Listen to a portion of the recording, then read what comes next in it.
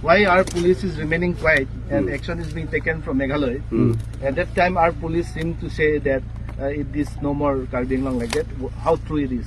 No, this is the actual fact is that we had already spoken with both the DCs, and at the same time we said let us stop for 2-3 days in order to solve the problem.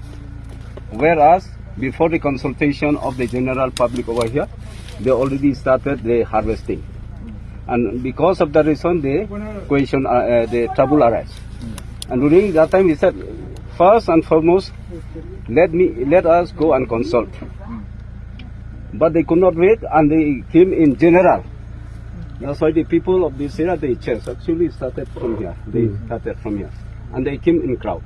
Okay, and Meghalaya people, they accompanied with MLP, and they had say something. They have talk with the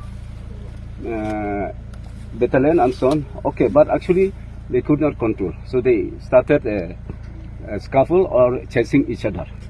Unfortunately, one who deceased ran away on that side, and unfortunately Tuti ambushing, and he got cut, and he was cut off, and he died that way.